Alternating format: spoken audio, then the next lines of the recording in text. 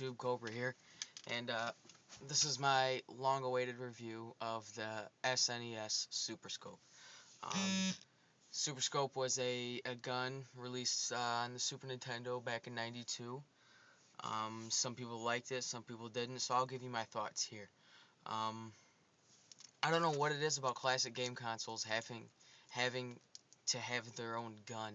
I mean, all the way back to the Odyssey had its own gun. You know, the NES obviously had the Zapper, the Sega Master System had the Light Phaser, you know, the Sega has a Menacer. They all have guns. I don't know why they all have guns, but they do. So is the Super NES Super Scope worth it? Is it different? What's new? Okay, well, first off, I'd say this. For a collector, yes, it's very well worth it. It's very cool. It's a very unique piece. So first off, I'll show you the box. Here's the box the Super Scope came in. Nothing fancy here. On the back, it's a little better. Shows you 6 games that come with it, all on one cart. So as far as advertising the box, I feel like they could have done better. I feel like they could have made it seem a bit more cool or something to appeal. But that's more Sega's angle, I think, as opposed to Nintendo. So how about the system itself? Well, here it is. This is the Super Nintendo Super Scope. It's sort of a bazooka model. What you do is you hold it on your shoulder like this and scoop and shoot. There's also a scope attachment. Now, one good feature is that you can put it on either side. You can put it on this side or this side, depending on what's comfortable. And for me, because I'm left-handed, I prefer this side. So that's a good feature that very easily could have ruined the Super Scope without that feature. So it's small but very big at the same time. What is good about the Super Scope? Well, one, it is very accurate. You have this eyepiece, which you don't have to use, but it does help accuracy. You can use this eyepiece. It's pretty comfortable. You don't have to put your eye up in it or anything. And there's also this. This piece here has a little hole in it, which is you match the hole up in this and the hole up in this, and that's where you're shooting. So that's very good. What else do I like? It's pretty comfortable. Despite not being a handheld gun, this is not uncomfortable in the slightest. So as far as comfortable goes, and its overall general use, it's very good. Another great thing is its accuracy. I know I talked about it with the scope, but the actual gun, it shoots very accurately. Where you aim is where it goes. So that's very important as well.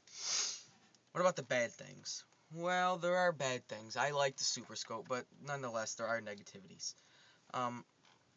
My biggest complaint is why this? Why this? It's different, sure, but I mean, it's kind of clunky.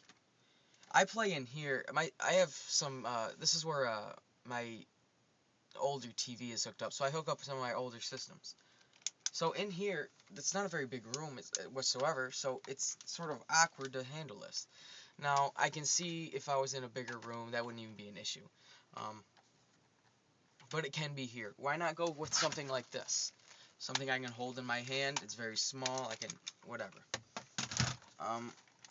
But that being said, it's not a big issue. It does work, and that's what's nice. Another negative. This thing. It's just like the Nintendo Wii. It's got a little sensor bar, so to speak. You put this on top of your TV, and it pretty much kind of reads the gun. It has the Super Scope is wireless, which is also a very good positive. But this is the only wired thing. You plug it in the second controller port, and you put it above your TV, and it should work fine. It's one more thing, maybe a couple. It's not a light gun.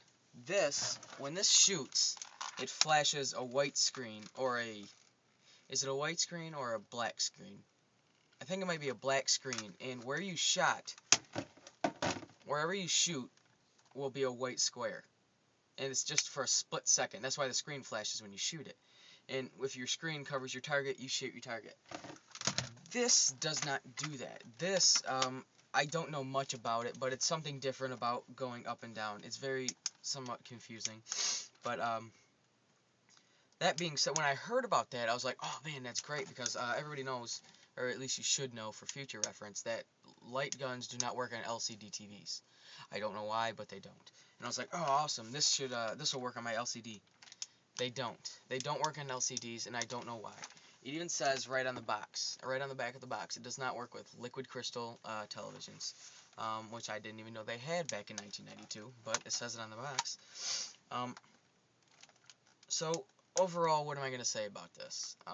The pros, it's very accurate and it's comfortable. The cons, doesn't work on an LCD, and it can be somewhat clunky in small rooms. We'll go some more features on it here. These are your buttons. This is your on button. You can turn it off, on, and then all the way up for on and turbo. This is a pause button, and this is your fire button. That's odd for me. I've never personally fired any sort of bazooka, but why the trigger up here? Why not make it like this, an assault rifle, and put the trigger down here? That would be so much better. And while it works fine, it's not uncomfortable, it just seems kind of awkward sometimes. And then down here on this handle, you have the cursor. I haven't come across a game that uses this 100% yet, so I don't know quite what it's for, but I think it's you hold it and it'll have a cursor on the screen, I would imagine. So that's what that's for. And overall,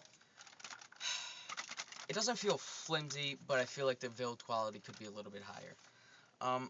So before I show you some gameplay footage, because I'll do this like I did my CDX review, I'll do the actual system itself, and then the gameplay footage, and then a wrap up. So here are the games. There's several games that came with this. There's 10 stock, a ton, not a ton, but there's quite a few. Around a dozen or 2 dozen, somewhere in there. I'm gonna show you 2. One is Super Scope 6, which is the game that comes not built in, but comes with this package.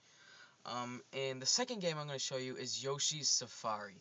Yoshi's Safari is a Mario type game, obviously. Mario is actually one of the main characters to a degree, but Yoshi, you ride on Yoshi, and it's a very interesting game, and you'll see what I mean when I show it. It's a very cheap game too, and I wasn't expecting much, but I was pleasantly surprised with that one. So I'll show you those 2 games, and then I'll be back for my final review.